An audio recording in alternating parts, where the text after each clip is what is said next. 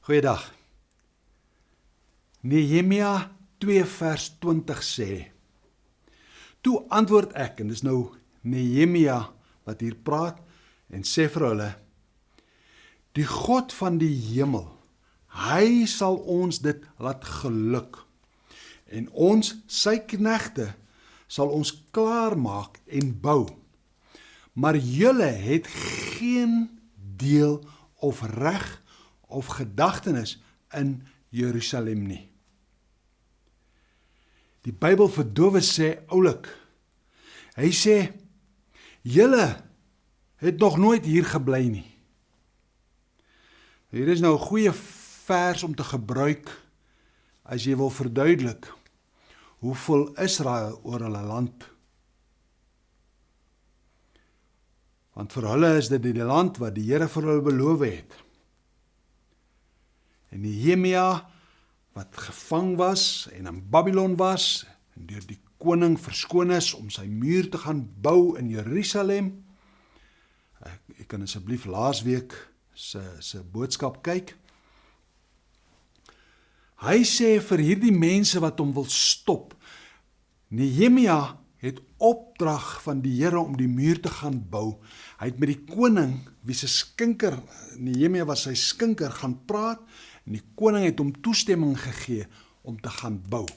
Nou is daar mense omgewing, wat sê, wat maak julle? En dis die antwoord. Hy sê, die Here sal ons laat geluk. Dis so sê, die Here sal seker maak dat ons plan uitwerk. Die Here seën ons werk. En ons wat vir die Here lief het, wat hom dien, ons maak klaar, ons maak gereed, ons gaan nou bou. Maar julle wat nie die Here dien, julle wat ons vyand is, wat teen ons is, julle het geen reg of gedagtenis in Jerusalem nie. Ander vertaling sê, julle het nog nooit in Jerusalem gebly nie. Baie interessant, en miskien ook toepas in die tyd wat ons leef. Julle het nog nooit hier gebly nie. Dit is nie aan julle beloof nie. Maar goed, dis 'n preek vir 'n ander dag. Jerusalem is afgebreek.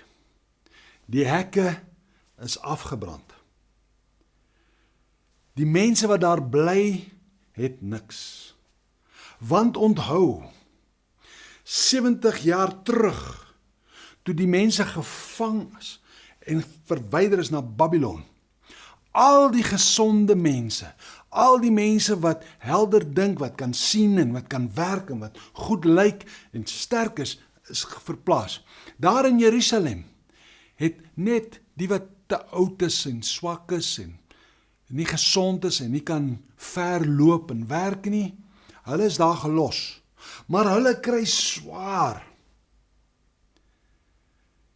En Nehemia kom by Jerusalem en hy sien die muur is stikkend.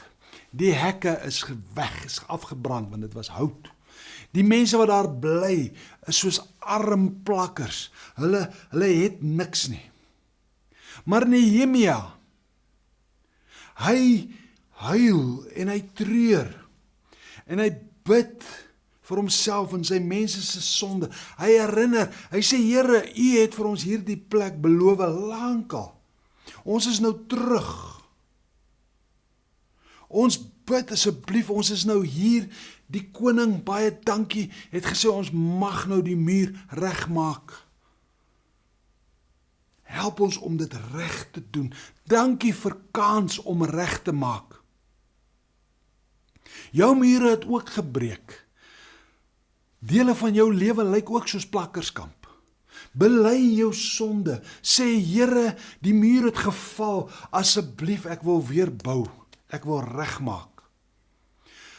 En ek het laas week vir u verduidelik, Nehemia het visie gehad. Hy het geweet, ons gaan die muur so bou. Ek het nodig dit. Ek het geloof dat die Here vir my sal voorsien.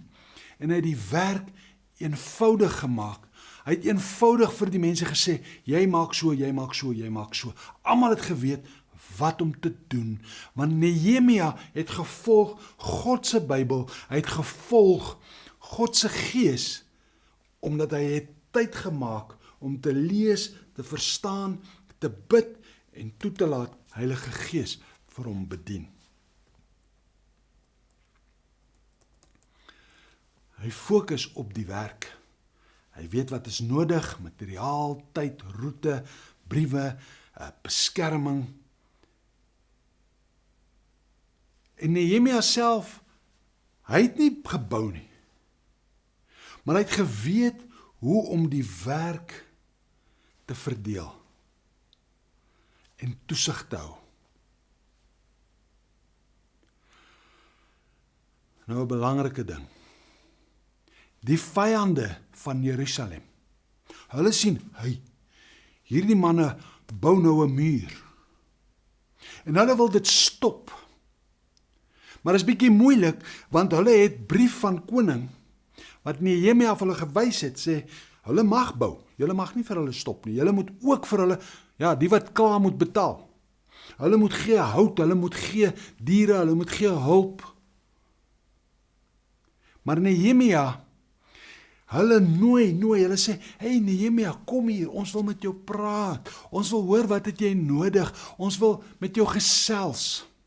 Maar Nehemia, omdat hy het by die Here gehoor, omdat hy ken die Here se woord, omdat hy vertrou die Here, omdat hy weet wat hulle planne is, want God openbaar. Hy sê, ek wil nie gaan nie.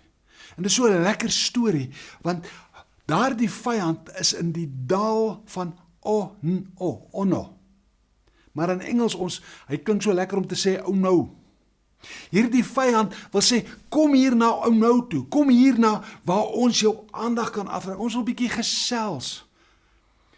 En ek hou van die antwoord wat Nehemia in Nehemia 6 vers 3, hy sê, ek is besig met belangrike werk. Ek het nie tyd om na julle te luister nie. Dis so belangrik. Hierdie manne sê, kom hier na Ono, kom hier na laag, kom hier na onder, kom hier na waar ons jou kan verlei, kom hier na waar ons so 'n bietjie jou aandag kan aftrek, waar ons jou kan manipuleer. Maar hulle woorde is soet en mooi, maar Nehemia weet, hulle wil sy aandag aftrek. Hulle het 'n slegte plan. Dit is so die duiwel. Jy is besig met die Here se werk. Nou wil die duiwel sê, kom so bietjie hier na Ono toe. Kom so bietjie hier na laag, hier in die vallei. Dan moet jy soos Nehemia antwoord en sê, hey, ek kan nie nou kom nie. Ek is besig om vir die Here 'n groot werk te doen. Ek het nie tyd om na julle te luister. Ja, ek hou daarvan. Mag jy so besig wees met God se werk, met die plan wat die Here jou gegee het. Mag jy so fokus op dit wat die Here wil hê, dat jy, as die vyand kom en jou wil verlei, dat jy net sê, hey, jy wil my tyd mors, ek het nie tyd om te mors, ek is besig met belangrike werk vir die Here. Fokus op die visie, die geloof wat die Here vir jou gegee het. Moenie dat 'n vyand jou aftrek na Ono toe nie. Ons is besig met, ons luister vir die Here, ons volg sy woord, ons doen wat hy wil hê, en ons doen herstelwerk in sy koninkryk tot sy verheerliking. Amen.